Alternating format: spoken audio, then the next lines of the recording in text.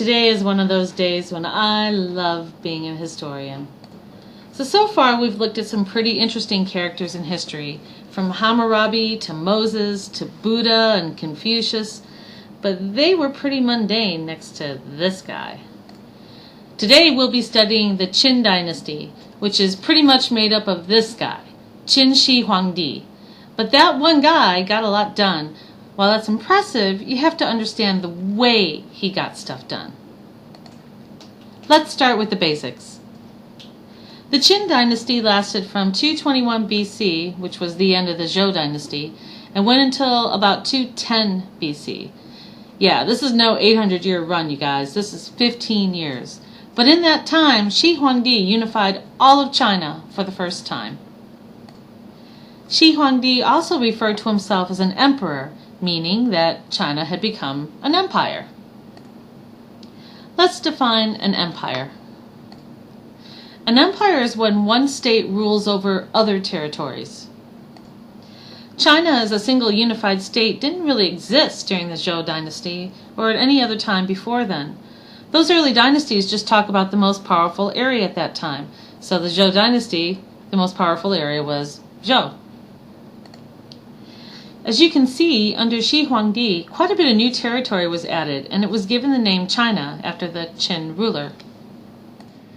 The first step in holding together a much larger territory for Shi Huangdi was to organize and centralize his government.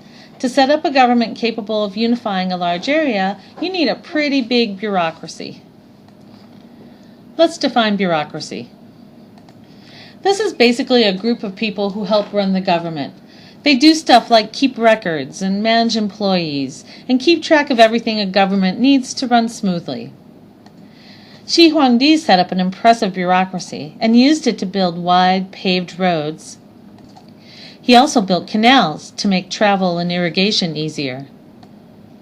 The Qin government standardized measurements as well, which helped people trade fairly even if they came from different places, and it set up a uniform writing system to make communication easier. This is also the period when we see the first construction of a protective wall to surround the empire and keep out invaders from the north. That wall, of course, is going to become the Great Wall of China, and it was actually built over several centuries. It didn't look like this picture for another 1,500 years, but this is when it all started. Shi Huangdi also commissioned a huge project called the Terracotta Army. He had thousands of statues built of life-size soldiers. These soldiers, each of whom had unique facial features, were placed in a huge underground tomb complex and were designed to protect the emperor at his death. He was terribly paranoid that someone would take his body from his grave, so he had this huge project done, cursing it so that any grave robbers would bring these soldiers to life and then suffer a horrible death.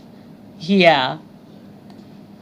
So here's the thing. These big projects like clay armies and great walls and canals and stuff, they require a strong leader to coordinate workers and get their cooperation.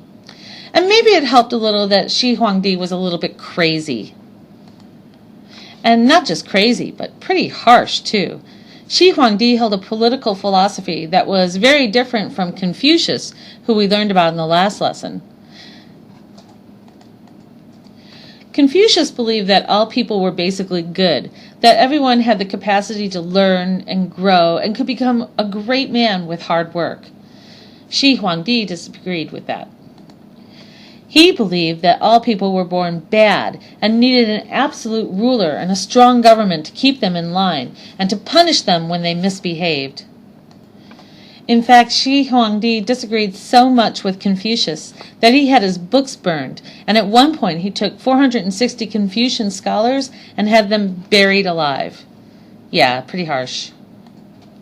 Shi Huangdi's political approach became known as legalism.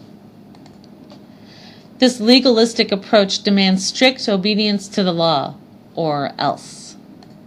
Shi Huangdi was all over this plan.